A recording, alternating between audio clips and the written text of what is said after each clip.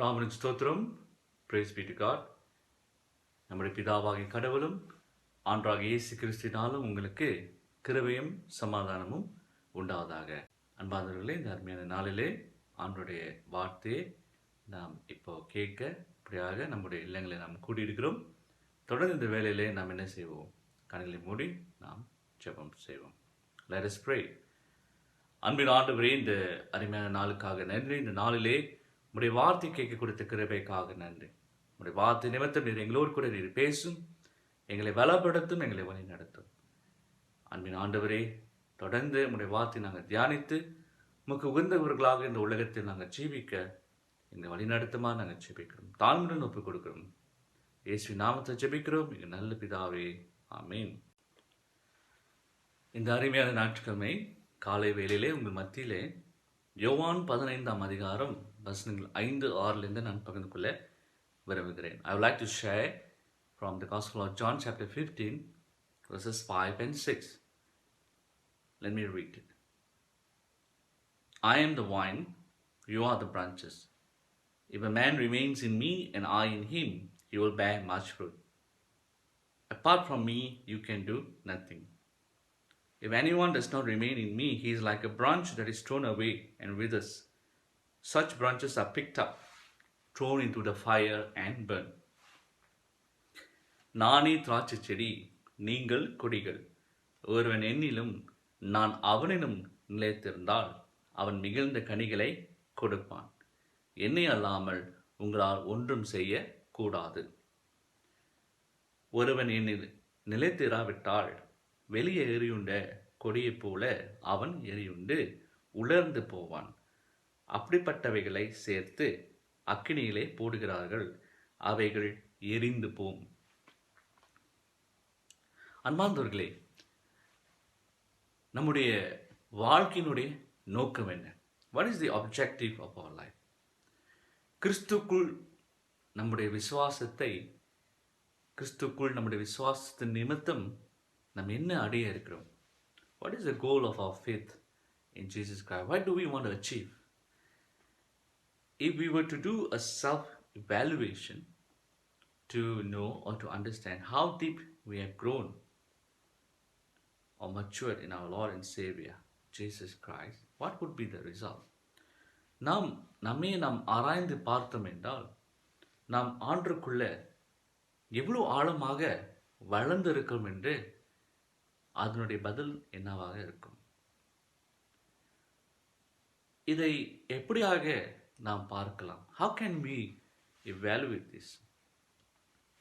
கிறிஸ்துக்குள் நாம் இருக்குமா இல்லையா என்று வைத்துதான். It's whether we are in the Lord or not. அன்பார்ந்தவர்களே, நாம் வாசிக்க கேட்ட இந்த வசனத்தில் யோவான் 15ஆம் அதிகாரத்தில் 5ஆம் வசனத்தில் இப்படியாக எழுதப்பட்டிருக்கு. We just heard in John 15:5. It is written in this way. I am the vine, you are the branches. If a man remains in me and I in him, he will bear much fruit. Apart from me, you can do nothing. நானே திராட்சை செடி, நீங்கள் கொடிகள். ஒருவன் என்னிலும் நான் அவனிடம் நிலைத்திருந்தால் அவன் மிகுந்த கனிகளை கொடுப்பான். என்னை அல்லாமல் உங்களால் ஒன்றும் செய்ய கூடாது. இந்த வசனங்களே ஆண்டவர் இயேசு கிறிஸ்து நம்மிடத்துல என்ன சொல்லுகிறார் என்றால், நாம் அவரில் இருந்தால்தான் நம்முடைய வாழ்க்கை மிகுந்த கனிகளை கொடுக்க முடியும். The Lord reminds us in John 15:5 that only if we remain in him we will bear much fruit.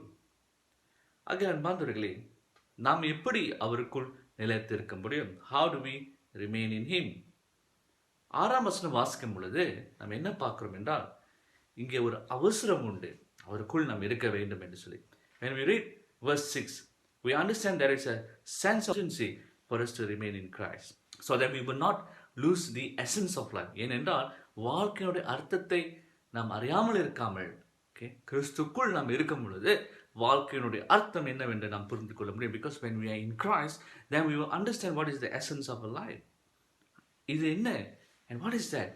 அன்பார்ந்தவர்களே, நாம் கொஞ்சம் யோசித்து பார்ப்போம். Let's think. என்ன நடந்தது நம் வாழ்க்கையில்? என்ன நடந்து கொண்டு இருக்கிறது? என்ன நடக்கலாம்? What happened? what is happening and what may happen or what will happen, of course.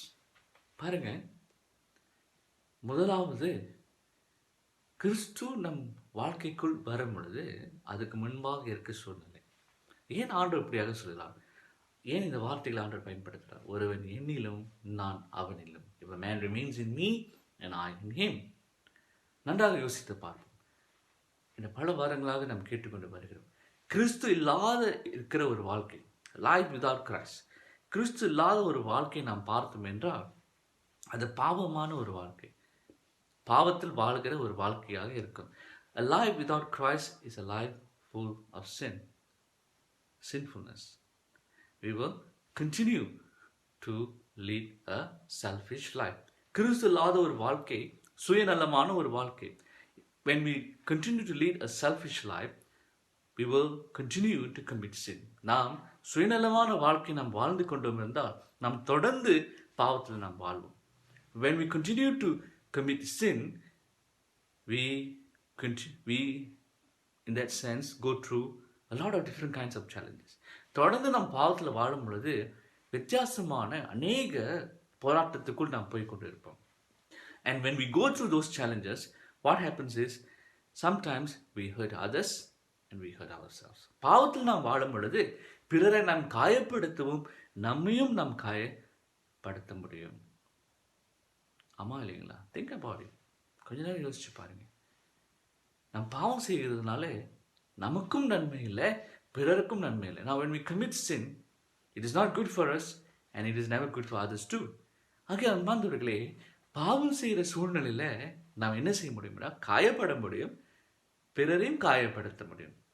Now when we commit sin, we may be wounded or we can be wounded in that sense because of the sins that we commit, and we can also create wounds in the life of others. அப்படி இருக்கும் பொழுது ஆண்டவருடைய இந்த வார்த்தை மூலமாக நாம் என்ன கற்றுக்கொள்ளலாம்? Now in this kind of situation, what can we learn from the word of God? ஆண்டவருடைய வார்த்தையிலிருந்து நாம் என்ன கற்றுக்கொள்ளலாம் என்றால், ஆண்டவர் சொன்ன இந்த வார்த்தை, the word of the Lord say, if a man remain and I in him, he will bear much fruit. ஒருவன் என்னிலும் நான் அவனிலும் நிலைத்திருந்தால் அவன் மிகுந்த கனிகளை கொடுப்பான். What happens? ஆண்டவர் நம் வாழ்க்கைக்குள் வரும்பொழுது, when the Lord comes into our life, அவர் நம் வாழ்க்கையை நடத்தும் பொழுது, when he takes control of our life, முதலாவது என்ன நடக்குது என்று சொன்னால், what happens? ஆண்டவர் என்ன செய்கிறார் என்றால், இந்த முதலாவது அவர் செய்கிறது என்ன என்றால், அவர் நம்மில் அன்பை வைக்கிறார். He loves us. அதுதாங்க, that's the first thing. அவர் நம்மில் அன்பு வைக்கிறார். நல்லா யோசித்து பாருங்களேன். பாவிகளை அவர் நேசிக்கிறார். He loves sinners. பாவத்தை அல்ல, not sin or sins. பாவத்தை அவர் நேசிக்கவில்லை. He does not love sin, but he loves sinners. பாவிகளை நேசிக்கிறார். அப்படி என்றால் என்ன அர்த்தம்?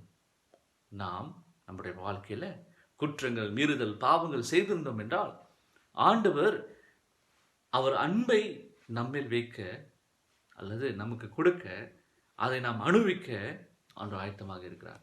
The Lord is always prepared to share his love so that we will experience his love. He is prepared to give it to us in that sense.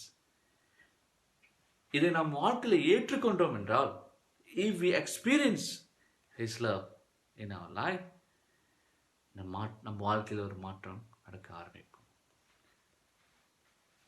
அந்த அன்பை நாம் அனுபவிக்கும் பொழுது, when we experience the love, கிறிஸ்துக்கு நம் வாழ்க்கையில் முழுமையான அதிகாரத்தை நாம் கொடுக்கும் பொழுது, when we allow Christ to take full control of our life, கிறிஸ்துக்கு நாம் முழுமையான அந்த அதிகாரத்தை கொடுக்கவில்லை என்று சொன்னால் இதை நாம் அனுபவிக்க முடியாது. If we do not allow Christ to take full control of our life, we will not experience his love completely in our life. நாம் அரையும் குறையுமா ஆண்டவர்கிட்ட கொடுத்தோம் வேண்டாம். ஆண்டவரே, இந்த ஒரு பகுதி ஒன்று நீங்கள் பார்த்துக்கங்க, மற்றதெல்லாம் என் வாழ்க்கை நான் பார்த்துக்கிறோம். You only take care of this part of my life, the rest I will take care. அப்படி என்று நாம் சொன்னோம்னா நாம் இதை என்ன செய்ய முடியாது? இந்த அன்பை நாம் வாழ்க்கையில் அனுபவிக்க முடியாது. We cannot experience the love of Christ in our life. நம்முடைய வாழ்க்கையை நாம் முழுமையாக ஆண்டவரே நான் பாவி, நான் குற்றம் செய்தவன், நாம் எப்படி ஒரு சில வாரங்களாக கேட்டுக்கொண்டு வருகிறோமோ அப்படியாக நீங்கள் கவனித்திருந்தீங்க என்றால் நம்மை முழுமையாக ஒப்புக் கொடுக்கும் பொழுது கிறிஸ்துவுடைய அன்பு, அந்த அன்பை நாம் அனுபவிக்க முடியும். If we can surrender ourselves completely, then we will experience the love of Christ. இன்னைக்கு அநேகருடைய வாழ்க்கையில் ஏன் மாற்றங்கள் இல்லை என்றால் அவர்கள் ஒரு சில பகுதி ஒண்டி ஆண்டவருக்கு கொடுத்துட்டு எதிர்பார்க்கிறார்கள் வாழ்க்கையில் பெரிய மாற்றங்கள் வர வேண்டும் என்று சொல்லி. Some are only giving part of their life and they expect great things to happen in their life. ஒரு சில பகுதி ஒண்டி நாம் கொடுத்துட்டு நாம் பெரிய காரியம் நம் வாழ்க்கையில் எதிர்பார்க்க முடியாது. We cannot expect great things in our life when we have just given, a certain parts of our life for the Lord. எதுவுமே மாறாது. Nothing will change. மாற்றங்களை நம் வாழ்க்கையில் பார்க்க முடியாது. We cannot experience change in our life. ஆகிய அன்பார்ந்தவர்களே, கிறிஸ்துவுடைய அன்பை நீங்கள் அறிய வேண்டும் என்று சொன்னால், அனுபவிக்க வேண்டும் என்று சொன்னால், if you want to experience the love of Christ, நாம் என்ன செய்ய வேண்டும்? ஆண்டவர் இடத்துல முழுமையாக கொடுக்க வேண்டும். We really need to surrender ourselves completely. ஆண்டவர் என்ன செய்வார்? இப்போ அந்த வசனத்தை நம்ம பார்த்தோம்ல, ஒருவன் என்னிலும் நான் அவனிலும் நிலைத்திருந்தால் அவன் மிகுந்த கனிகளை கொடுப்பான். If a man remains in me and I in him, he will bear much fruit. ஆண்டவர் நமக்குள் வரும் பொழுது முதலாவது அவர் என்ன செய்கிறார் என்றால் நம்முடைய பாவங்கள், மீறுதல், குற்றங்கள் எல்லாவற்றையும் என்ன செய்கிறார்? அவர் உள்ளே போய் மாற்றுகிறார். சரிங்களா? The Lord transforms our life. ஒரு மாற்றத்துக்குள் நம்மை கொண்டு போகிறார். He transforms us, takes us out of that sinful life. பாவமான வாழ்க்கை விட்டு ஆண்டு நம்ம என்ன செய்யறோம்? வெளியே கொண்டு வர. அப்போ என்ன நடக்குதுன்னா, நான் முதல் சொன்னது போல, as what I said earlier, நாமும் என்ன செய்ய முடியும்? பிறரை காயப்படுத்தி இருப்போம், நாமும் காயப்பட்டிருக்கலாம் பாவத்தினால. As I said earlier, we could have hurt others, wounded them because of our sinful act, or we may have also wounded ourselves. அப்போ ஆண்டவர் என்ன செய்வார்னா, அவருடைய அன்பு நம்முடைய வாழ்க்கையில் வரும் பொழுது, when his love comes into our life, அவர் நம்மை சுகப்படுத்துவார். He will heal our wounds. அதனால தான் பாருங்க, பாவ மன்னிப்பு முக்கியம். That is why forgiveness of sins is so important. பாவத்தை அறிக்கையிடுகிறது முக்கியம். It is important for us to confess our sins. மனம் திரும்பி பாவத்தை அறிக்கையிட வேண்டும். We have to repent and confess our sins. ஏனென்றால் கிறிஸ்து நம் வாழ்க்கையில் வரும் பொழுது இந்த காயங்களை அவர் ஆற்றுகிறார். He heals these wounds. ஆகிய அன்பார்ந்தவர்களே, அப்பொழுது தான் நாம் அவருடைய அன்பை உணர முடியும். Then only we can experience his love. அதை அனுபவிக்க முடியும் நம்முடைய வாழ்க்கையில். ஆமா, தெரியுங்களா? ஏன்னா நம்மளால அதை உணர முடியும் நம்ம வாழ்க்கையில். Because we can really experience that the Lord is healing our wounds. இப்போ பார்த்தீங்கன்னா அவருடைய அன்பு நமக்குள் இருக்கும்போது, when his love is in us, அதனால தான் அவர் சொல்றாரு, ஒருவன் என்னிலும் நான் அவனிலும். That is why he say, if a man remains in me and I in him. இதுதான் காரணங்க. This is the reason. அப்போ பாருங்க, இந்த சுகத்தை நாம் பெறும் பொழுது என்ன நடக்கும்? Now as we are being healed, what happens? அது முக்கியம். சரிங்களா? And that's important. அப்போ ஆண்டவர் பார்த்தீங்கன்னா நம்முடைய வாழ்க்கையை அவர் நாம் காயப்பட்ட ஒவ்வொரு பகுதியும் என்ன செய்கிறாரு? சுகப்படுத்தி கொண்டே வர. The Lord begins to heal our wounds. அப்போ இந்த சுகத்தை நாம் பெற என்ன நடக்கும்ன்றா, நம்முடைய வாழ்க்கையானது சுயநலமான வாழ்க்கையிலிருந்து சுயநல அற்ற ஒரு வாழ்க்கைக்கு போகும்.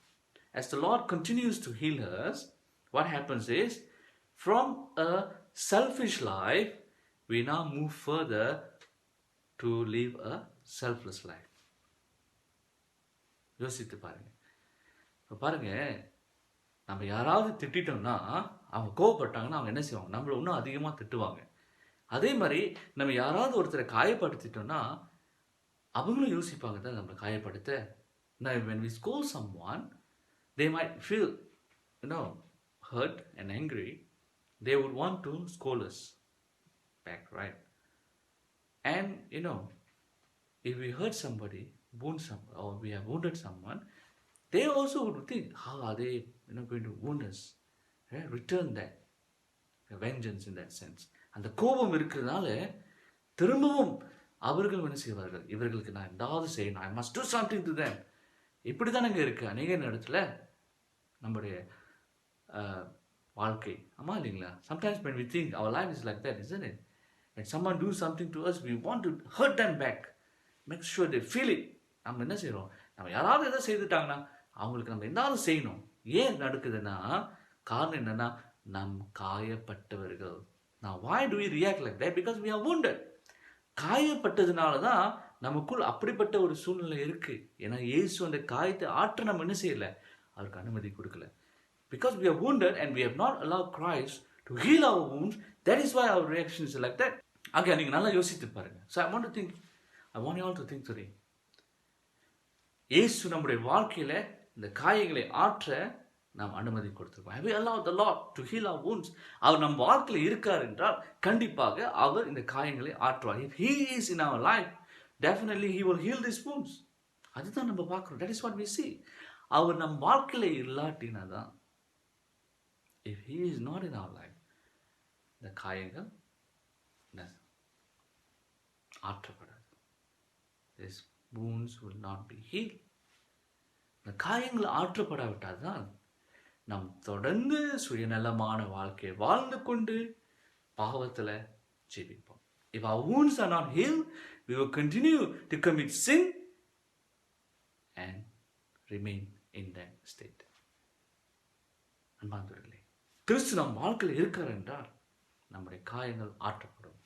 When the Lord is in us, our wounds will be healed. காயங்கள் எப்படியாக ஆற்றப்படுது? How is it being healed? அவருடைய அன்பின் நிமித்தம், because of his love. அவர் நம் மேல் வைத்திருக்க அன்பை இந்த காயங்கள் ஆற்றப்படும் பொழுது அந்த அன்பு நாம் என்ன செய்ய முடியும், உணர முடியும். Now when the Lord is healing our wounds, we are able to experience the love of Christ. கிறிஸ்துவுடைய அன்பை நாம் உணர முடிந்ததாலே என்ன நடக்கும் என்று சொன்னால், நம்முடைய வாழ்க்கை சூழ்நிலை மாறும். When the Lord is healing us, we will experience his love. அவருடைய அன்பை நம்ம பார்க்க முடியும், உணர முடியும். அதுதாங்க, that is it. அப்போ பாருங்க, அந்த அன்பு தான் கிறிஸ்துவுடைய அன்பு. The love of Christ என்ன செய்யும், நம்மை மாற்றும். It will transform us. சுயநலமாக வாழ நமக்கு விருப்பம் இருக்காது. We will not desire to live a selfish life. சுயநலமற்ற ஒரு வாழ்க்கை தான் நாம் வாழ விரும்புவோம். We will desire to live a selfless life. ஏன்னா அவருடைய அன்பு நமக்குள் இருக்கிறதுனால, கிறிஸ்துவோடைய அன்பு, because of the love of Christ. அப்போ அடுத்தபடியாக என்ன நடக்கும் அப்படின்னு நீங்கள் பார்த்தீங்கன்னா, அவருடைய அன்பு நிமித்தம் நம்முடைய காயங்களை அவர் ஆற்றும் பொழுது என்ன நடக்கும், இந்த மாற்றம் நடக்குது. Now when he heals us, this transformation takes place from selfish to selfless. சுயநலமான வாழ்க்கையிலிருந்து சுயநலம் அற்ற ஒரு வாழ்க்கைக்குள் நம் வாழ்க்கை போகுது. அப்போ இப்படியாக நம்ம வாழ்க்கை மாறும் பொழுது தான், இப்போ அவர் சொன்னார்ல, ஒருவன் என்னிலும் நான் அவனிலும் நிலைத்திருந்தால் அவன் மிகுந்த கனிகளை கொடுப்பான். என்னை அல்லாமல் உங்களால் ஒன்றும் செய்யக்கூடாது. Like what he said, if a man remains in me and I in him, he will bear much fruit. Apart from me, you can do nothing. That's what he said, right? அப்போ பாருங்க என்ன நடக்கும் அப்படின்னு பார்த்தீங்கன்னா, காயங்கள் ஆற்றப்பட்ட பிறகு அதில் பட்டிருக்க சூழ்நிலையில் சுயநலமான வாழ்க்கையிலேருந்து சுயநலமற்ற வாழ்க்கைக்கு நாம் மாறும் பொழுது, from a selfish to a selfless life, when we are being transformed to that, என்ன நடக்கும் என்றால், அன்பார்ந்தவர்களே, நாம் பிறரோடு என்ன நடக்கும், சமாதானமாக வாழ ஆரம்பிப்போம். We will begin to live with peace with others. ஆமாங்க. ஏன் அப்படின்னு பார்த்தீங்கன்னா, இப்போ தான் நம்ம வாழ்க்கையில் சுயநலமான சிந்தையோ செயலோ இருக்காது. Because of the love of Christ in us, we will not have any selfish thought or desire, and therefore we will live with peace with one another. சமாதானத்தோடு வாழ்வோம். அப்போ பாருங்க, அதனால தான் ஆண்டவர் சொன்னார், உலகம் கொடுக்கிற சமாதானம் போல் அல்ல. That is what the Lord said. It is my peace is not like the world that is offered from the world or like the world gives you. அவர் கொடுக்கிற சமாதானம் என்னன்னா உறவில் சமாதானம். The peace that he gives is peace within relationships. ஏனென்றால் அவர் நமக்குள் இருக்கும் பொழுது அவருடைய அன்பால் நம்முடைய காயங்களை அவர் ஆற்றும் பொழுது, அந்த காயங்களை ஆற்றி நம்மை அவர் பலப்படுத்தும் பொழுது, அடுத்தபடியாக என்ன நடக்குது என்றால் சுயநல அற்ற ஒரு வாழ்க்கை நாம் வாழும் பொழுது நாம் சமாதானத்தோடு வாழ்கிறோம். When the Lord heals us, heals our wounds, what happens? We are able to live with peace with one another. A very peaceful life. சமாதானமான ஒரு வாழ்க்கை நாம் வாழ முடியும். இதுக்கு காரணம் என்ன அப்படின்னு பார்த்தீங்கன்னா, காயங்கள் ஆற்றப்பட்ட நிமித்தம், because of our wounds are being healed. சுயநலமான வாழ்க்கையிலேருந்து சுயநலம் அற்ற ஒரு வாழ்க்கை நாம் வாழ இப்போ ஆரம்பிப்போம். Because now we are living a selfless life. From a selfish to a selfless life. And because we can live a selfless life, we will live in peace with one another. சமாதானத்தோடு பிறரோடு நாம் வாழ்வோம். அப்போ பாருங்க அன்பார்ந்தவர்களே, இந்த சமாதானத்தோடு வாழும் பொழுது என்ன நடக்குது அப்படின்னு நம்ம பார்ப்போமே. So what happens when we live with peace or in peace with one another? என்ன நடக்கும் யோசித்து பாருங்க. Let's think. இப்போதான் நம்ம பார்த்தீங்கன்னா மிகுந்த கனிகளை நாம் கொடுப்போம். Now when we are living a peaceful life with one another, சமாதானமான ஒரு வாழ்க்கையை நாம் வாழ்கிறோம்னா பிறரோடு, we will bear much fruit. மிகுந்த கனிகளை கொடுப்போம். நல்லா யோசித்து பாருங்க. நம்ம சமாதானமா வாழும் பொழுது பிறரோடு, அவர்களும் சமாதானமா நம்மோடு வாழ்வார்கள். When we live in peace with one another, they will also be at peace with us. ஆகையால் இந்த சமாதானத்தை என்ன செய்வோம்? நாம் பகிர்ந்து கொள்ள முடியும். Because then we can share the peace that comes from the Lord with one another. இப்போ சமாதானமான ஒரு வாழ்க்கை நாம் வாழ முடியும். The result is a peaceful life. அப்போ இந்த வாழ்க்கை என்ன செய்யும் என்றால் கனிகளை கொடுக்கும். And it will bear much fruit. சமாதானமா இல்லாத ஒரு வாழ்க்கை தானுங்க தொடர்ந்து காயத்துக்குள் ஒருவனை வழி நடத்துது. Isn't that true? அன்பாக யோசித்து பாருங்க. சமாதானம் இல்லாம வாழும் பொழுதுதான் என்ன செய்வோம்? நாம் பிறரை காயப்படுத்த விரும்புவோம். Only when we are not in peace here, we will begin to hurt others or wound others. பாவங்கள் செய்ய தொடர்வோம். We will continue to commit sin. சமாதானத்தோடு நம்ம வாழ ஆரம்பித்தோம்னா என்ன செய்ய மாட்டோம்? இப்படியாக செய்ய மாட்டோம். But if we begin to live in peace, we will not do such a thing.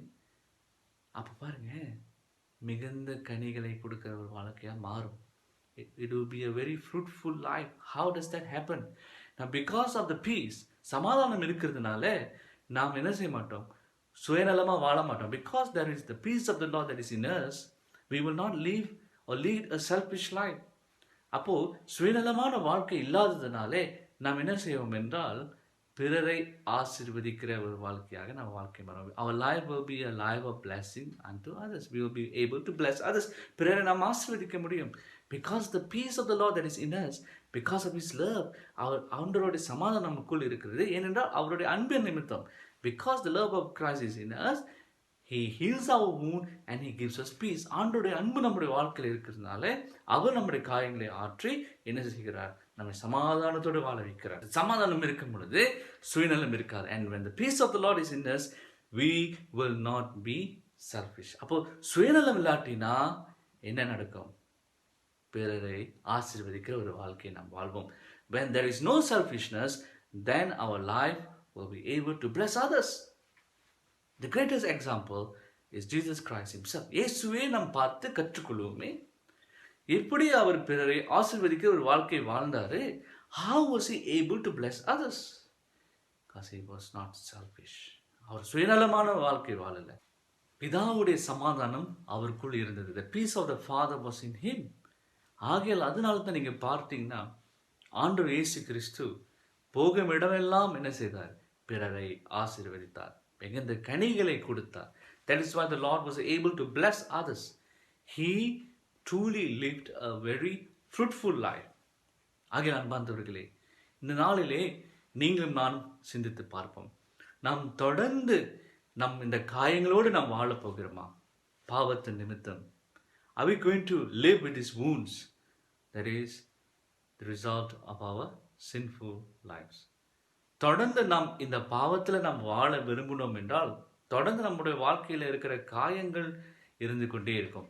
If we want to remain in sin, then the wounds will always be there. It will not be healed. அதுக்கு ஒரு சுகம் பெற முடியாது. ஆனால் நாம் இந்த பாவமான வாழ்க்கையை விட்டு வெளியே வர விரும்பினோம் என்றால், if we want to repent and confess our sins and come out of our sinful lives, ஆண்டவர் இயேசு கிறிஸ்துவினுடைய அன்பு உண்டு. The love of Christ is there. It is available. அவருடைய அன்பு ஒன்றே தான் நம்முடைய காயங்களை ஆற்ற முடியும். Only His love is able to heal our wounds. அவருடைய அன்பு நம்முடைய காயங்களை ஆற்றும் பொழுது நம்முடைய வாழ்க்கையில சுயநலமான இருந்த நாம் சுயநலமற்று வாழ ஆரம்பிப்போம். When the love of the Lord Jesus Christ begins to heal us, we will move now from a selfish life into a selfless life. பிறரோடு அந்த சமாதானத்தோடு வாழ ஆரம்பிப்போம். We will live in peace with one another. ஆகிய அன்பார்ந்தவர்களே, நாம் தான் முடிவு பண்ண வேண்டும். தொடர்ந்து இந்த காயங்களோடு நாம் வாழ விரும்புகிறோமா, அல்ல சுகத்தை பெற நாம் விரும்புகிறோமா? Do you want to continue to live with these wounds or do you want to be healed? கிறிஸ்து இயேசுனுடைய அன்பு நமக்கு வேண்டிய அந்த சுகத்தை கொடுக்க முடியும். The love of Christ is able to give us the healing that we desire. அந்த அன்பு நம்முடைய வாழ்க்கையில் வரும் பொழுது, because of the love of Christ, and when we receive the healing, we are able to live in peace with one another. கிறிஸ்துவோடைய அன்பு நம் வாழ்க்கையில் வரும் பொழுது நாம் பிறரோடு சமாதானத்தோடு வாழ முடியும். சுயநலமான வாழ்க்கை இருக்காது. We will not be able to live a selfish life. ஆனால் இதை நம்ம விரும்பலை அப்படின்னு சொன்னால் என்ன நடக்கும்? But if we say no, I don't care, I want to live in this way. எனக்கு யாரை பற்றியும் கவலை இல்லை, நான் இப்படி தான் வாழ்வேன், I don't care about others, this is how I'm going to live. அப்படி என்ற ஒரு சிந்தனை நமக்குள் இருக்கும் என்றால், if we so desire to live like that, யோவான் 15 அதிகாரம் 6 வசனம் இப்படியாக சொல்கிறது. John 15 verse 6 says this. If anyone does not remain in me, he is like a branch that is thrown away and withers. Such branches are picked up, thrown into the fire and burned. ஒருவன் என்னில் நிலைத்திராவிட்டால் வெளியே எரியுண்ட கொடியை போல் அவன் எரியுண்டு உலர்ந்து போவான். அப்படிப்பட்டவைகளை சேர்த்து அக்னியிலே போடுகிறார்கள், அவைகள் எரிந்து போகும். நமக்கு விருப்பம் இல்லை என்று சொன்னால் என்ன நடக்கலாம்? Now if we say no, I do not desire, what may happen? If we do not wish for Christ to live in us, இயேசு நம் வாழ்க்கையில் வாழ நமக்கு விருப்பம் இல்லை என்று சொன்னால் என்ன நடக்கலாம்? நம்முடைய வாழ்க்கை எதுவுக்கும் பிரயோஜனம் இல்லாமல் போய்விடும். Our life will not be a blessing unto anyone. நமக்கே அது பிரயோஜனம் இல்லாமல் போய்விடும். It will never even be a blessing to us. நன்றாக நாம் சிந்தித்து பார்ப்போம். தொடர்ந்து காயங்களை நாம் வாழ்க்கையில் தொடர்ந்து இந்த காயங்கள் தொடர்ந்து கொண்டே இருந்ததுண்டா, if we continue and allow us being wounded, what happens? சுகம் பெறவே முடியாது. We will never be healed. அப்போ என்ன நடக்கும்? பிரயோஜனம் இல்லாமல் போய்விடும். It will be a life that will not benefit others or even ourselves. So dearly beloved, today it's a time that the Lord has given us to rethink about the purpose of our life. ஆண்டவர் நமக்கு இந்த நாளை கொடுத்திருக்கிறார். நம்முடைய வாழ்க்கையின் நோக்கம் என்ன?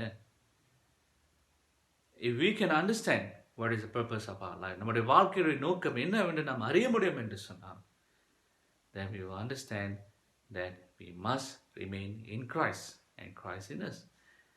நம்முடைய வாழ்க்கையுடைய நோக்கம் என்னவென்று நாம் அறிந்தோம் என்றால், கிறிஸ்து நம்மிலும் நாம் அவரிலும் நிலைத்து இருக்க வேண்டும் என்பதை நாம் அறிந்திருப்போம்.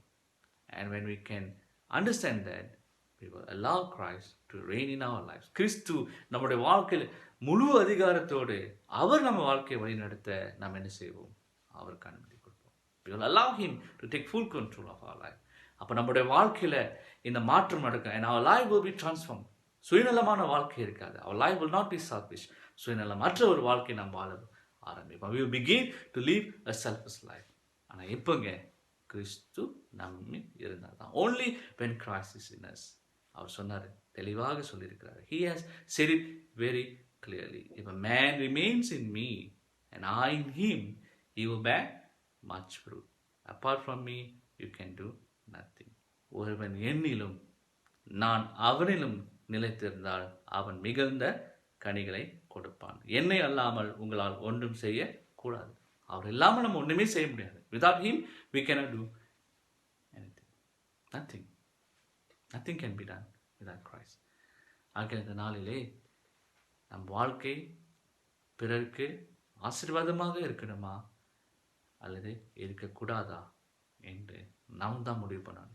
Today we have to decide. We want our lives to be a blessing unto others or not. கிறிஸ்து நம்மில் இருந்தால் என்றால் நம்முடைய வாழ்க்கை எப்பொழுதுமே பிறருக்கு ஆசீர்வாதமாக இருக்கும். If Christ is in us, our life will be a blessing unto others. கிறிஸ்து இல்லாத ஒரு வாழ்க்கை தான் பிறரை ஆசீர்வதிக்க முடியாது. Only a life without Christ will not be able to bless others. ஏன்னா அது ஒரு சுயநலமான ஒரு வாழ்க்கையாக இருக்கும். Because it will be a selfish life. ஆகிய அன்பானவர்களே, இன்றைக்கு நாம் திருத்துவ ஞாயிறு கொண்டாடுகிறோம். Today we celebrate Trinity Sunday. ஆண்டவர் தொடர்ந்து நம் வாழ்க்கையில் நம்மை மாற்றி அமைக்க ஆயத்தமாக இருக்கிறார். The Lord is prepared to transform us so that our lives will be a blessing unto others. நம்முடைய வாழ்க்கை பிறருக்கு ஆசீர்வாதமாக இருக்கு. ஆனால் அதுக்கு முன்பாக நம்ம வாழ்க்கையில் இருக்கிற காயங்கள் ஆற்றப்பட வேண்டும். But before that, wounds in our life must be healed. அவர் ஒன்றி தான் நம்முடைய காயங்களை ஆற்றப்படுத்த முடியும். Only he can heal us. ஏனென்றால் அவர்தான் நமக்காக காயப்பட்டவர். Because he was wounded for our sake. So only he is able to heal us. அவர் நமக்காக காயப்பட்ட நிமித்தம் அவர் ஒன்றிதான் நம்முடைய காயங்களை ஆற்ற முடியும். ஆகிய இந்த அருமையான நாளிலே நீங்கள் இயேசுவை நோக்கி பாருங்கள். Look unto the Lord Jesus Christ. அவர் நம்மில் இருந்தார் என்றால் நம்முடைய வாழ்க்கை ஆசீர்வாதமாக இருக்கும். If he is in us, our life will be a blessing. நமக்குண்டு இல்லை, பிறருக்கும். Not only for our own selves, for our own lives, but also for others. கண்களை மூடி நாம் ஜெபம் செய்வோம். Let us pray. அன்பின் ஆண்டவரே, எங்களுக்காக நீர் காயப்பட்டீர். எங்களுடைய பாவங்கள் நிமித்தம் உன்னை காயப்படுத்தினார்கள், சிலுவையில் அறிந்தார்கள். ஏனென்றால் நாங்கள் வாழணும் என்று நீர் நினைத்தீர். இந்த அருமையான நாளிலே நீர் எங்களுக்காக காயப்பட்டீரே என்று நினைத்து உமக்கு முழு அதிகாரம் கொடுத்து எங்கள் வாழ்க்கையை நீர் எடுத்து நடத்தும் என்ற அந்த அதிகாரத்தை கொடுத்து ஆண்டவரே, எங்களுடைய பாவங்களின் மீறுதல் எல்லாவற்றையும் விட்டு உமக்கு உகந்த ஒரு வாழ்க்கை நாங்கள் வாழ எங்களை வழி நடத்தும். எங்களுடைய காயங்கள் ஆற்றப்படும் பொழுது சுகத்தை நாங்கள் பெற்றுக்கொள்வோம். சுகம் பெறும் பொழுது சமாதானத்தை பெற்றுக்கொள்வோம். பிறரோடு சமாதானத்தோடு வாழ ஒரு வாஞ்சை வரும். சுயநலமற்ற ஒரு வாழ்க்கை நாங்கள் வாழ்வோம். அது நிமித்தம் பிறர் அறிந்து கொள்ள முடியும் கிறிஸ்துடைய அன்பு எங்களுக்குள் உண்டு என்று. இப்படிப்பட்ட ஒரு வாழ்க்கையை, ஒரு வாய்ப்பை நீர் எங்களுக்கு கொடுத்ததுக்காக நன்றி. வாழ்க்கையும் கொடுத்ததுக்காக நன்றி செலுத்துகிறோம். இது அந்த நாளிலே நீர் எங்கள் மத்தியில் பேசுனதுக்காக நன்றி. தொடர்ந்து எங்களோடு கூட பேசும், எங்களை பலப்படுத்த வழி நடத்தும். மிகுந்த கனிகள் கொடுக்கிற ஒரு வாழ்க்கையாக எங்கள் வாழ்க்கையை ஆசீர்வதித்து வழி நடத்தும். தாழ்மையுடன் ஒப்புக் கொடுக்கிறோம். இயேசு நாமத்தில் ஜெபிக்கிறோம் எங்கள் நல்ல பிதாவே, ஆமென். கர்த்தர் தாமே நாம் யாவரையும் ஆசீர்வதிப்பாராக. May the good Lord continue to bless each and every one of us. God bless you.